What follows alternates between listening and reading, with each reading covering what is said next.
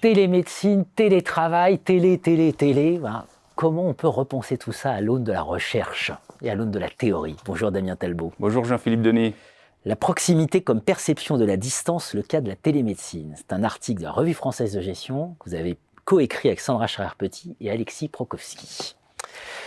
Et là, vous avez pris le cas de la télémédecine. C'était avant la crise sanitaire. Tout à fait. Et vous êtes dit, finalement, si on prend l'école de la proximité, donc vous allez nous rappeler les principales avancées ou les principaux, la théorie de la proximité, qu'est-ce que ça nous donne pour étudier la télémédecine? Et évidemment, depuis, la question de la distance s'est imposée partout. Donc, j'ai envie de discuter de ça aussi avec vous. Alors d'abord, le papier RFG. Qu'est-ce que vous avez fait et qu'est-ce que vous nous avez montré? On est parti d'une question de terrain autour de la télémédecine. On venait de le souligner, qui a explosé avec la téléconsultation, mais on s'est posé les questions auparavant. La télémédecine, si on prend un cas particulier de la téléconsultation, mais ça peut être aussi des applications à distance, par exemple. Restons sur la téléconsultation. Se définit comme un artefact qui va permettre de simuler un face-à-face à distance, quelque chose comme ça, qui va permettre, entre un patient et un médecin, de jouer comme si on était en face, mais de fait, on a une médiation technique. Quand on lit la littérature sur cette télémédecine, du point de vue de certains praticiens en tout cas, il y a une très belle promesse. Du point de vue de l'État qui a mis un plan télémédecine en place, c'est aussi une façon de réduire les déserts médicaux. C'est pour cette raison d'ailleurs qu'on a étudié le cas de l'Auvergne, puisqu'on est en situation de désert médical autour de Clermont-Ferrand, avec une géographie qui est difficile. Clermont-Ferrand, Aurillac, ça peut être un peu long l'hiver, parce qu'il faut passer un col. Bon. Donc on voit que l'Auvergne est un bon cas pour faire cette analyse exploratoire. Et puis, ça ne vous a pas échappé que dès qu'on parle de proximité, il y a un aspect positif, un a priori positif. Justice de proximité, police de proximité, un élu se dit toujours proche de ses concitoyens. Donc pour certains, cet artefact est un moyen de réduire les déserts médicaux et donc de créer une proximité, de la simuler. Pour d'autres, alors là, la télémédecine, c'est la déshumanisation du rapport entre le patient et le médecin, c'est la fin du colloque singulier, ça crée au contraire une distance, et donc on a une vraie question de recherche. Est-ce que la télémédecine crée des proximités ou crée de la distance? J'ai l'impression d'être exactement sur la question du télétravail. C'est impressionnant, ou de l'enseignement d'ailleurs. On est très proche en termes de sujet. Comment vous avez, comment vous avez appréhendé la question?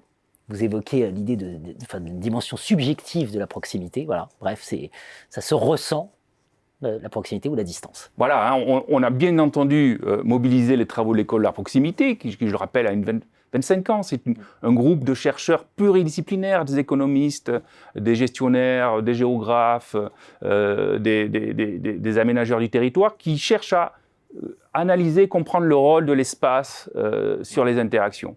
On a toujours considéré qu'il y avait deux grands types de proximités, les proximités non spatiales, non géographiques, et les proximités géographiques, puisque nous sommes simultanément ici et ailleurs. Restons sur la proximité géographique. Les définitions canoniques sont maintenant bien stabilisées. La proximité géographique, c'est la métrique entre deux points, deux acteurs, la distance. On peut la mesurer et il y a un coût temporel pour la franchir, un coût financier. Mais il y a aussi une perception de celle-ci. Je me sens proche d'eux. Et assez étonnamment, si ces deux aspects de la proximité géographique ont été posés dès le début de la création de cette école, c'est bien l'aspect objectif qui a fait l'objet de beaucoup de recherches et beaucoup moins l'aspect subjectif, même s'il existe des travaux avant cette publication dans la RFG.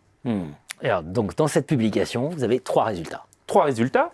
Premier type de résultat à travers le cas de l'analyse exploratoire de la télémédecine en Auvergne.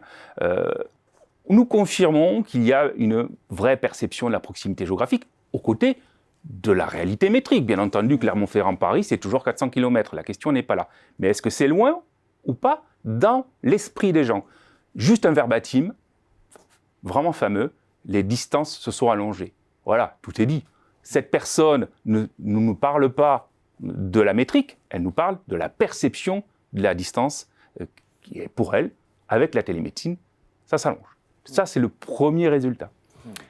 On a un deuxième résultat parce qu'on a été confronté à quelques difficultés d'analyse, puisqu'on a des propos contradictoires. Finalement, un même individu, un même interlocuteur juge une même interaction à la fois proche et loin. Alors c'est un autre niveau de subjectivité en quelque sorte. Et là, les typologies de la proximité qui sont connues, qui ont été montrées, publiées, notamment dans 2 numéros spéciaux de la Revue française de gestion, peuvent être utiles. Et on voit que, en fonction des dimensions, les individus se jugent proches ou pas. Je prends juste un exemple. Il y a à Clermont-Ferrand 2 établissements de santé qui sont allés à 50 mètres l'un de l'autre, qui luttent tous les 2 contre le cancer, et les praticiens ont souvent fait la même université, celle de Clermont-Auvergne, et ont donc les mêmes compétences, la même proximité cognitive. Ils sont proches géographiquement, et pour autant, ils se jugent loin. Ils se jugent loin. Il y a donc l'idée que cette proximité, elle est souvent convoquée de manière globale par nos interlocuteurs, avec des contradictions, c'est-à-dire des effets qui sont ambivalents. On va avoir des perceptions opposées par un même individu de la proximité qui nous parle au sens large. Et puis un troisième résultat.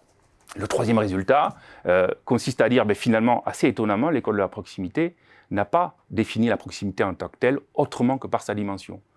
Nous espérons que ce papier peut aider à aller dans ce sens-là, et nous proposons de définir la proximité comme une perception d'une distance métrique par des individus. Et de ce fait-là, on peut avoir, avec cette définition, un intérêt pour les praticiens. Il y a un lien managérial qui peut être fait, notamment lorsque on décide de localiser un hôpital. Il faut tenir compte, certes, des proximités métriques, de la proximité géographique, mais aussi de la perception qu'ont les individus de cette même proximité. Bien sûr. Alors j'évoquais télétravail, enseignement à distance, etc. On pourrait, et là c'est un boulevard de recherche, on pourrait mener le même raisonnement et les mêmes types d'analyse, d'enquête sur tous ces secteurs. Nous proposons un cadre analytique, une définition théorique qui peut permettre effectivement d'aller rechercher une analyse des compréhensions variées, voire opposées, qu'ont les individus du même phénomène. 2 individus vont, à propos de leur même interaction, l'un peut la juger proche, l'autre peut la juger éloignée. Pour le télétravail, on entend aussi qu'il y a des idées, des perceptions ambivalentes. Il faut aller dans cette direction. En plus, il existe des outils analytiques très poussés aujourd'hui qui peuvent nous permettre de mesurer cette proximité subjective. Bien sûr, c'est là qu'on retrouve la recherche en gestion. Il faut lever le capot, plutôt que de sortir des grandes idées, le télétravail c'est bien ou c'est mal. Non, il y a forcément des télétravails. Il y a forcément des télétravails, les idées viennent toujours du terrain. Donc, Revue française de gestion, c'est dans le numéro 289. Merci beaucoup Damien Telbaud. Merci Jean-Philippe Denis.